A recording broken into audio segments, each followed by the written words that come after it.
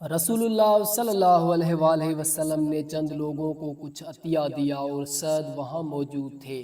وہ کہتے ہیں کہ رسول اللہ صلی اللہ علیہ وآلہ وسلم نے ان میں سے ایک شخص کو کچھ نہ دیا، حالانکہ وہ ان میں مجھے سب سے زیادہ پسند تھا۔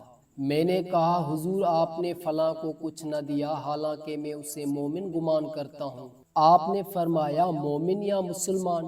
میں تھوڑی دیر چپ رہ کر پھر پہلی بات دہرانے لگا۔ حضور صلی اللہ علیہ وآلہ وسلم نے بھی دوبارہ وہی جواب دیا۔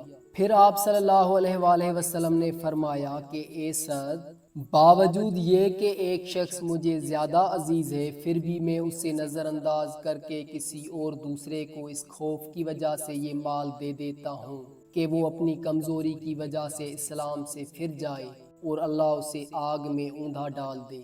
صحیح بخاری حدیث نمبر 27۔ ایک آدمی نے رسول اللہ صلی اللہ علیہ وآلہ وسلم سے پوچھا کون سا اسلام بہتر ہے؟ آپ صلی اللہ علیہ وآلہ وسلم نے فرمایا کہ تو کھانا کھلائے اور ہر شخص کو سلام کرے، خواہ اس کو تو جانتا ہو یا نہ جانتا ہو۔ صحیح بخاری حدیث نمبر 28۔ آن حضرت صلی اللہ علیہ وآلہ وسلم نے فرمایا مجھے دوزخ دکھلائی گئی تو اس میں زیادہ تر عورتیں تھیں جو کفر کرتی ہیں۔ کہا گیا حضور کیا وہ اللہ کے ساتھ کفر کرتی ہیں؟ آپ صلی اللہ علیہ وآلہ وسلم نے فرمایا کہ خاوند کی ناشکری کرتی ہیں اور احسان کی ناشکری کرتی ہیں۔ اگر تم عمر بھر ان میں سے کسی کے ساتھ احسان کرتے رہو، پھر تمہاری طرف سے کبھی کوئی ان کے خیال میں ناگواری کی بات ہو جائے تو فوراً کہہ اٹھیں گی کہ میں نے کبھی بھی تجھ سے کوئی بھلائی نہیں دیکھی۔ صحیح بخاری حدیث نمبر 29۔ میں اس شخص حضرت علی رضی اللہ عنہ کی مدد کرنے کو چلا، راستے میں مجھ کو ابو بکرہ ملے۔ پوچھا کہاں جاتے ہو؟ میں نے کہا اس شخص حضرت علی رضی اللہ عنہ کی مدد کرنے کو جاتا ہوں۔ ابو بکرہ نے کہا اپنے گھر کو لوٹ جاؤ، میں نے آن حضرت صلی اللہ علیہ وآلہ وسلم سے سنا ہے، آپ فرماتے تھے جب دو مسلمان اپنی اپنی تلواریں لے کر بھڑ جائیں تو قاتل اور مقتول دونوں دوزخی ہیں۔ میں نے عرض کیا یا رسول اللہ قاتل تو خیر ضرور دوزخی ہونا چاہیے، مقتول کیوں؟ فرمایا وہ بھی اپنے ساتھی کو مار ڈالنے کی ہرس رکھتا تھا، موقع پاتا تو وہ اسے ضرور قتل کر دیتا، دل کے عزم سمیم پر وہ دوزخی ہوا۔ صحیح بخاری حدیث نمبر 30۔ میں ابو ذر سے ربضہ میں ملا، وہ ایک جوڑا پہنے ہوئے تھے اور ان کا غلام بھی جوڑا پہنے ہوئے تھا۔ میں نے اس کا سبب دریافت کیا تو کہنے لگے کہ میں نے ایک شخص یعنی غلام کو برا بھلا کہا تھا اور اس کی ماں کی غیرت دلائی یعنی گالی دی، تو رسول اللہ صلی اللہ علیہ وآلہ وسلم نے یہ معلوم کر کے مجھ سے فرمایا اے ابو ذر، تو نے اسے ماں کے نام سے غیرت دلائی ہے، بے شک تجھ میں ابھی کچھ زمانہ جاہلیت کا اثر باقی ہے۔ یاد رکھو ماتحت لوگ تمہارے بھائی ہیں، اللہ نے اپنی کسی مصلحت کے بنا پر انہیں تمہارے قبضے میں دے رکھا ہے، تو جس کے ماتحت اس کا کوئی بھائی ہو تو اس کو بھی وہی کھلائے جو آپ کھاتا ہے اور وہی کپڑا اسے پہنائے جو آپ پہنتا ہے، اور ان کو اتنے کام کی تکلیف نہ دو کہ ان کے لیے مشکل ہو جائے، اور اگر کوئی سخت کام ڈالو تو تم خود بھی ان کی مدد کرو۔ صحیح بخاری حدیث نمبر 31۔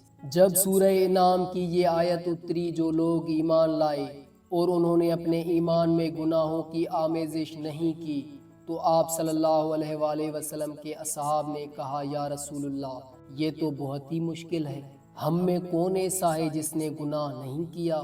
تب اللہ پاک نے سورہ لقمان کی یہ آیت اتاری کہ بے شک شرک بڑا ظلم ہے۔ صحیح بخاری حدیث نمبر 32۔ آپ صلی اللہ علیہ وآلہ وسلم نے فرمایا منافق کی علامتیں 3 ہیں، جب بات کرے جھوٹ بولے، جب وعدہ کرے اس کے خلاف کرے، اور جب اس کو امین بنایا جائے تو خیانت کرے۔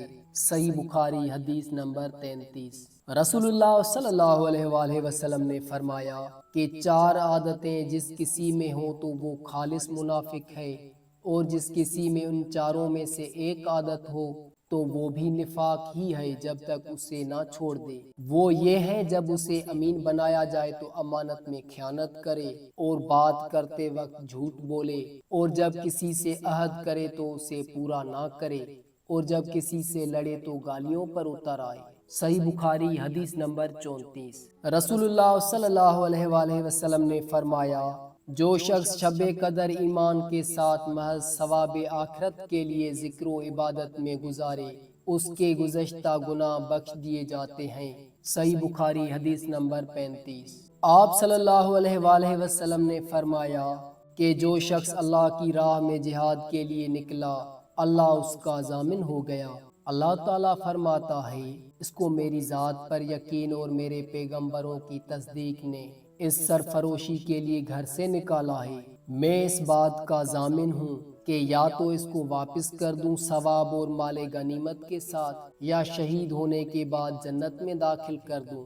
رسول اللہ صلی اللہ علیہ وآلہ وسلم نے فرمایا اور اگر میں اپنی امت پر اس کام کو دشوار نہ سمجھتا تو لشکر کا ساتھ نہ چھوڑتا، اور میری خواہش ہے کہ اللہ کی راہ میں مارا جاؤں، پھر زندہ کیا جاؤں، پھر مارا جاؤں، پھر زندہ کیا جاؤں، پھر مارا جاؤں۔ صحیح بخاری حدیث نمبر 36۔ آن حضرت صلی اللہ علیہ وآلہ وسلم نے فرمایا جو کوئی رمضان میں راتوں کو ایمان رکھ کر اور ثواب کے لیے عبادت کرے اس کے اگلے گناہ بخش دیے جاتے ہیں۔ صحیح بخاری حدیث نمبر 37۔ آن حضرت صلی اللہ علیہ وآلہ وسلم نے فرمایا جس نے رمضان کے روزے ایمان اور خالص نیت کے ساتھ رکھے اس کے پچھلے گناہ بخش دیے گئے۔ صحیح بخاری حدیث نمبر 38۔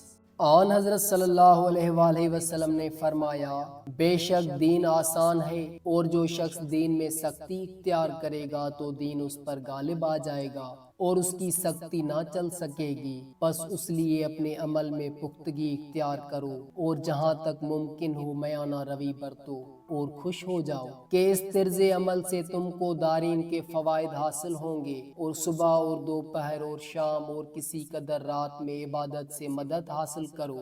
نماز 5 وقتہ بھی مراد ہو سکتی ہے کہ پابندی سے ادا کرو۔ صحیح بخاری حدیث نمبر 39۔